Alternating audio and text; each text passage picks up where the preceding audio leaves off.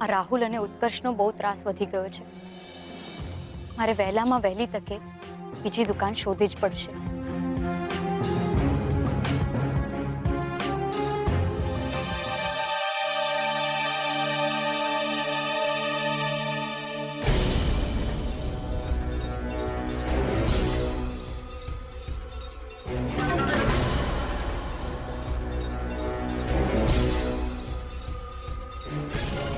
વિજયભાઈ, મારે તમારી સાથે વાત કરવી છે. જુઓ કિંજલ, મને મોડું થઈ રહ્યું છે. તો ભલે થતું મોડું, પણ મારે તમારી સાથે વાત કરવી જ છે. તમે મને એમ કહો, તમારે અને ઉત્કર્ષને શું વાત થઈ? જુઓ, એ અમારી અંગત વાત છે અને હું તમને શું કામ કહું? અંગત રહેવા દો ને સર, મને બધી ખબર પડે છે. ઉત્કર્ષ જ તમને કહ્યું હતું ને કે મને કહી દેજો, અમારા નાસ્તાને કારણે લોકોની તબિયત બગડી ગઈ છે, એટલે આ કોન્ટ્રાક્ટ રાહુલને મળે, રાઈટ? જુઓ, આ બધું કહેવા માટે હું કઈ બંધાયેલો નથી અને તમે મને આમ રોકી ના શકો. એમ તો ઠીક છે, તો ચાલો પોલીસ સ્ટેશન. ત્યારે પોલીસ સવાલ કરશે ને ત્યારે તો જવાબ આપવો જ પડશે, સમજ્યા? આવો છો કે પછી પોલીસને ફોન કરીને અહીંયા બોલાવું? ના પ્લીઝ, એવું બધું કશું કરવાની જરૂર નથી. અચ્છા, તો પછી મારે શું કરવું જોઈએ કહેશો મને? જુઓ વિજયભાઈ, અમારી પરિસ્થિતિ કેવી છે એ તમને બરાબર ખબર છે, એટલે હું પણ આ બધી વાતને જગાવવા નથી માંગતી. સો પ્લીઝ હાથ જોડું છું તમારી સામે, મને શાંતિથી કહેશો કે ઉત્કર્ષ તમારી સાથે શું વાત કરી રહ્યો હતો? જો હું જે કંઈ પણ તમને કહું ને એમાં મારું નામ ના આવવું જોઈએ. આ કોન્ટ્રાક્ટ કેન્સલ કરાવવા પાછળ શું?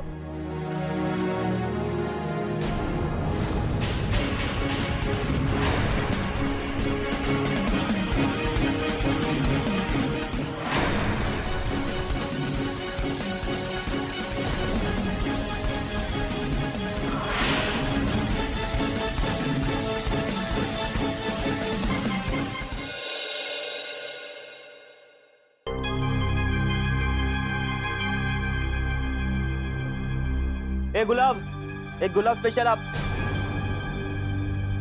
ए बाળ મજૂર, એ રાહુલભાઈ,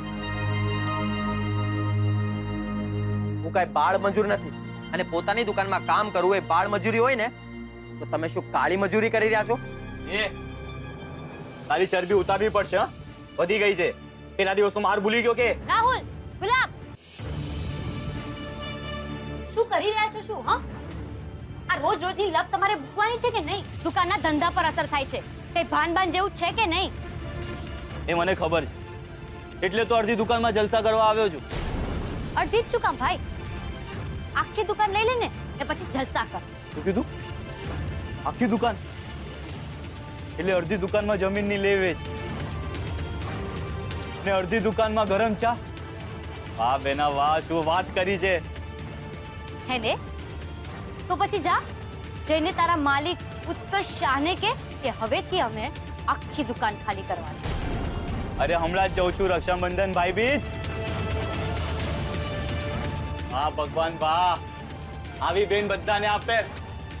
એમ તો પછી ઊભો છે કેમ? સમય નહીં બગાડ, જા જા, જલ્દી જા ને વાત કર. જા. હા.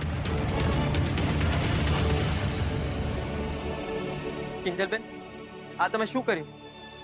રાહુલને કહી દીધું કે આપણે દુકાન ખાલી કરી નાખશું. તો શું કરું ગુલાબ? હા, શું કરું? આ રોજ રોજની પંચાયત અને લપ તું કે હું બેમાંથી કોઈ પણ સહન કરી શકશે નહીં ને?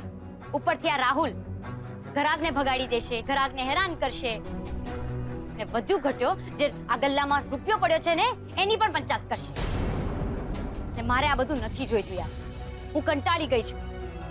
મને મારી ભૂલ બરાબરથી સમજાઈ ગઈ છે કે મારે આ લોકો સાથે ડીલ કરવી જ નહોતી જોઈતી. આ મારી સૌથી મોટી ભૂલ હતી અને બસ હવે હું મારી ભૂલ સુધારવા માંગુ છું. પણ કિંજલબેન, આપણે શું કરીશું? શું કરીશું એટલે? આ તાપીનગરમાં ખાલી આ એક જ દુકાન ભાડે મળે છે નહીં ને? તો બસ રોજ રોજની આ ગુલામી હવે આપણાથી સહન નહીં થાય ને સહન કરવી પણ નથી.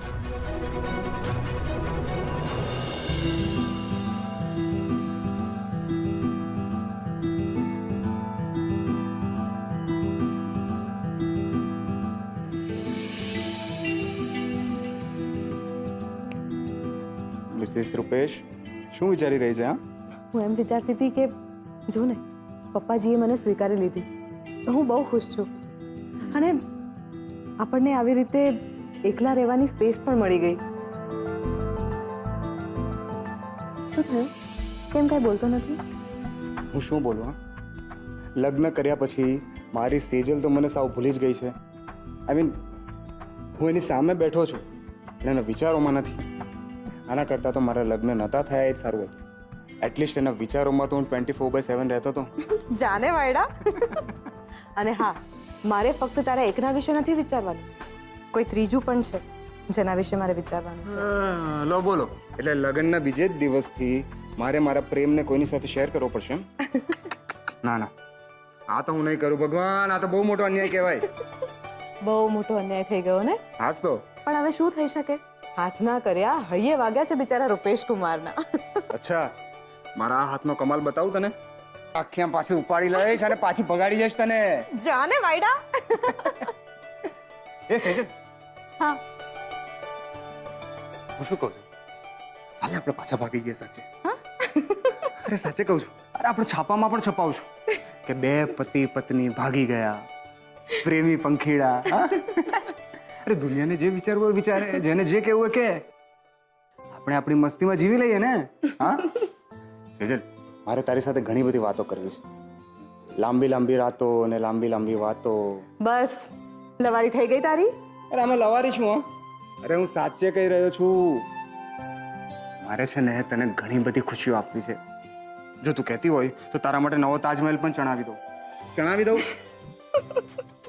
સેજલ મહેલ. અરે હસે છે શું? સાચે કહી રહ્યો છું. પ્રેમનો નશો છે આ તો પ્રેમનો નશો. હા હા, પણ આ પ્રેમનો નશો કેટલો ટેન્શન આપવા વાળો સાબિત થયો છે ખબર છે ને? હા મને ખબર છે કે તને તારા પપ્પાની ચિંતા થઈ રહી છે. બરાબર ને સેજલ? મારી પાસે એક મસ્ત આઈડિયા છે. જો મમ્મી પપ્પા તો અત્યારે ઘરમાં છે નહીં, દુબઈ ગયા છે, તો હું શું કહું છું કે કિંજલ અને બીજલને અત્યારે આપણા ઘરે બોલાવી લઈએ અને આપણે ધમાલ મસ્તી કરીશું ને. હા ને એ જ બહાને તને પણ સારું લાગશે. ચાલ ફોન કર કિંજલને. ના રૂપેશ, પપ્પા નહીં માને. તું પપ્પાની ચિંતા શું કામ કરે છે? હા હું છું ને, હું પોતે ત્યાં જઈશ, પપ્પાની સામે કાન પકડીને સોરી કહીશ અને મનાવી લઈશ એમને. અને મને વિશ્વાસ છે કે પપ્પાજી મને તો ના નહીં જ કે. ચાલ લગાવ ફોન કિંજલને. એક મિનિટ ઉભી રહે. લગાવ ફોન.